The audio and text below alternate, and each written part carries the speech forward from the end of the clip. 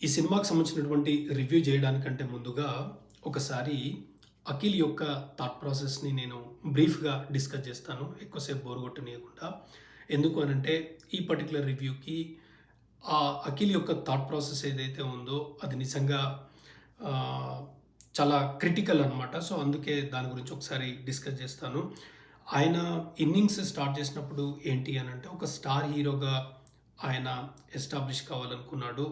తరువాత ఏంటి అనంటే ఆయనకు ఉన్నటువంటి ఎక్స్‌పీరియన్స్ కానీ, ఆ జర్నీ వల్లనో, ఆయనకు వచ్చినటువంటి సినిమా రిజల్ట్స్ వల్లనో ఏంటి అనంటే, నేను ఒక కమర్షియల్ హీరోగా ఎస్టాబ్లిష్ కావడం ముఖ్యం కాదు. స్టార్ హీరోగా ఎస్టాబ్లిష్ కావడం ముఖ్యం కాదు.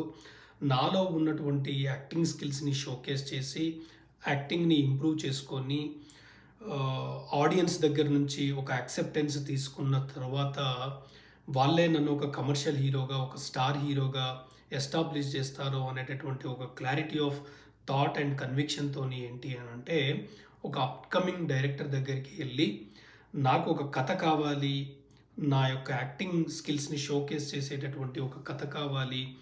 అదేవిధంగా రూరల్ బ్యాక్‌డ్రాప్‌కి సంబంధించినటువంటి సినిమాలు, రూటెడ్ సినిమాలు ఎక్కువగా సక్సెస్ అయితా ఉన్నాయి.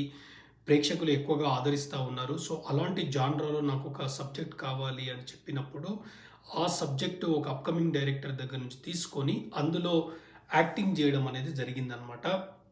అయితే ఈ పర్టిక్యులర్ సినిమా ఏదైతే ఉందో, ఆయన ఒక జడ్జిమెంట్ ఏదైతే ఉందో, ఒక చాయిస్ ఆఫ్ ఫిల్మ్ ఏదైతే ఉందో, అది 100% కరెక్ట్ అనైతే నాకనిపిచ్చింది.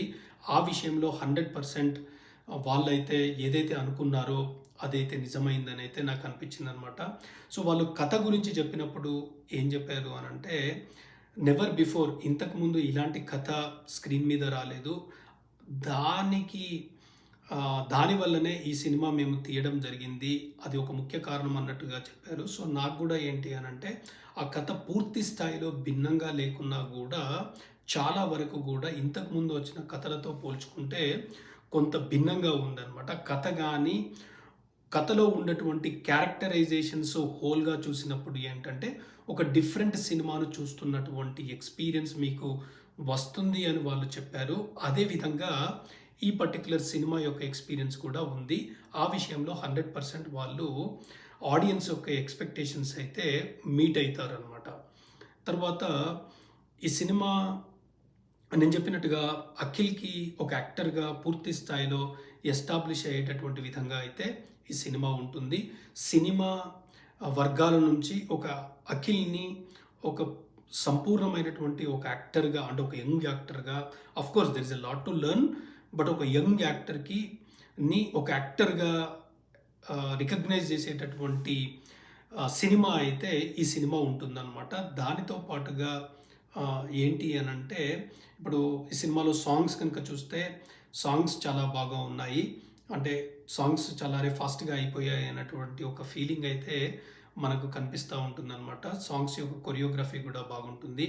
హీరోయిన్ రోల్ బాగుంది. నార్మల్‌గా హీరోయిన్ రోల్ అంటే ఏంటనంటే, ఒక సాంగ్స్ కొరకే, ఒక గ్లామర్ కొరకే మోస్ట్ ఆఫ్ ద ఫిల్మ్స్‌లో హీరోయిన్‌గా ఉన్నటువంటి పరిస్థితిని అయితే మనం చూస్తా ఉన్నాం. బట్ ఈ పర్టిక్యులర్ సినిమాలో హీరోయిన్‌కి ఒక సిగ్నిఫికెంట్ క్యారెక్టర్ అయితే ఉంటుంది. Screen play, direction, writing Bhanu upcoming director ఏదైతే ఉందో ఆయనలో చాలా పొటెన్షియల్‌గా ఉంది. సినిమాని ఒక డిఫరెంట్‌గా తీయాలి. ఒక డ్రామా గానీ, రైటింగ్ గానీ, ఆ క్యారెక్టరైజేషన్స్‌ను పరిచయం చేసేటటువంటి విధానం గానీ, క్యారెక్టరైజేషన్స్ రాసుకున్నటువంటి విధానం గానీ కొత్తగానే ఉంది. అంటే ఎలా అంటే, అరే! నెక్స్ట్ ఏం జరుగుతుంది అనేటటువంటి ఒక క్యూరియాసిటీని ఎస్టాబ్లిష్ చేసినప్పుడు ఏంటంటే, సినిమాని మొదటి నుంచి చివరికి వరకు గూడా ఆడియన్‌ని కుర్చీలో కూర్చుండబెట్టి సినిమాను చూపించేటటువంటి ప్రయత్నం ఆయన చేయడం అయితే జరిగింది. ఆ విషయంలో 100% అయితే ఆయన సక్సెస్ అయ్యాడు. తర్వాత తమన్ బ్యాక్‌గ్రౌండ్ మ్యూజిక్ ఆబ్వియస్‌లీ ఆయన చాలా సినిమాలు చేస్తా ఉన్నాడు. కొన్ని సార్లు కొంత రొటీన్ అనిపించినా కూడా ఓవరాల్‌గా అయితే ఆయన యొక్క బ్యాక్‌గ్రౌండ్ స్కోర్ అయితే బాగుంది. తర్వాత ఇలాంటి సినిమాలలో ఏంటి అనంటే, ఒక drama, love story, action, characterization behave చేసేటటువంటి విధానం, ట్విస్ట్ అండ్ టర్న్స్ ఉన్నప్పుడు ఏంటంటే, ఎడిటింగ్ అనేది చాలా ఇంపార్టెంటు. సో, ఒక ఎక్స్‌పీరియన్స్ ఎడిటర్ నవీన్ నూలి ఎవరైతే ఉన్నారో పెద్ద పెద్ద సినిమాలకి ఆయన ఎడిటింగ్ చేస్తున్నటువంటి పరిస్థితి అయితే మనం చూస్తూ ఉన్నాము. ఆయన ఈ పర్టికులర్ సినిమాకి ఉండడం అనేది చాలా పెద్ద అసెట్ అని అయితే నాకు అనిపించింది. దానితో పాటు ఈ సినిమా ఒక 40 ఇయర్స్ బ్యాక్ కింద జరిగినటువంటి సినిమా. సో ఇలాంటి సినిమాలకి ఏంటంటే ఆర్ట్ వర్క్, ప్రొడక్షన్ డిజైనింగ్ ఇదంతా చాలా ఇంపార్టెంట్. అవినాష్ కొల్లం ఆయన ఆర్ట్ డైరెక్టరు. ఆయనను తీసుకోవడము 100% ఆయన కూడా ఈ సినిమాకి జస్టిఫికేషన్ చేయడం జరిగింది. అయితే ఈ సినిమాలో వాళ్ళు చెప్పినట్టుగా ఏంటంటే నెవర్ బిఫోర్ స్టోరీ, తర్వాత క్యారెక్టరైజేషన్స్ కానీ, అఖిల్ యాక్టింగ్ కానీ, హీరోయిన్ యాక్టింగ్ కానీ, శివాజీ యాక్టింగ్ కానీ ఇవన్నీ కూడా బాగానే ఉన్నాయి. బట్ ముఖ్యమైనటువంటి ఒక డ్రాబ్యాక్ ఏంటంటే వాళ్ళు సెకండ్ హాఫ్ 45 మినిట్స్ చాలా బాగుంటుంది అని చెప్పారు. లాస్ట్ ప్రీ క్లైమాక్స్ చాలా ఎమోషనల్ రైడ్ ఉంటుందని చెప్పారు.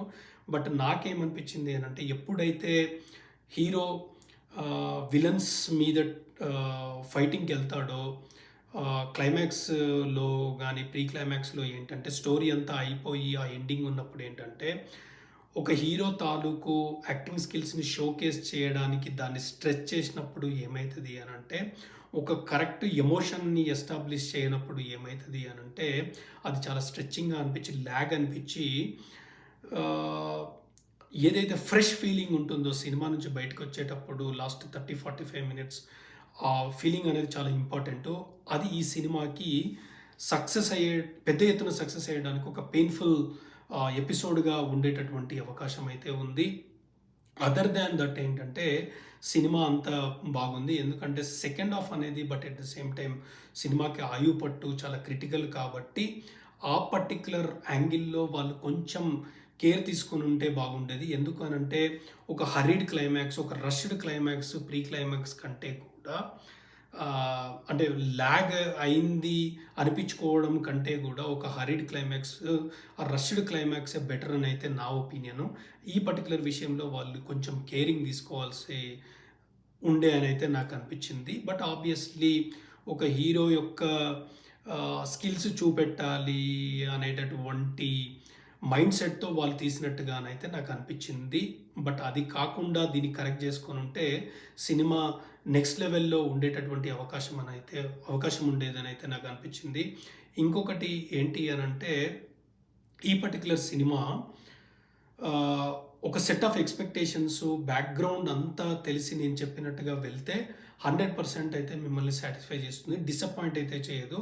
But at the same time ఏంటంటే ఒక లేమన్ వెళ్ళినప్పుడు, ఒక లేబర్ సినిమా చూసినప్పుడు ఏంటి అని అంటే 100% సాటిస్ఫాక్షన్తో బయటకు వచ్చేటటువంటి అవకాశం లేదు. దాని ద్వారా ఏంటి అని అంటే వర్డ్ ఆఫ్ మౌత్ అనేటటువంటిది ప్రాబ్లమాటిక్ అయ్యేటటువంటి అవకాశం ఉంది. సో ఆ యాంగిల్లో చూసినప్పుడు ఏంటంటే కమర్షియల్లో ఇది ఒక పెద్ద మీటర్ ఎస్టాబ్లిష్ చేసేటటువంటి అవకాశం అయితే నాకు అనిపించలేదు. అంటే సినిమా పరంగా ఒక బడ్జెట్ పరంగా సేఫ్ ప్రాజెక్ట్ కావచ్చు, కానీ నంబర్స్ పరంగా బాక్స్ ఆఫీస్ రికార్డ్స్ పరంగా మాత్రము నెక్స్ట్ లెవెల్ వెళ్ళడానికైతే నాకైతే అవకాశం అయితే అనిపించలేదు.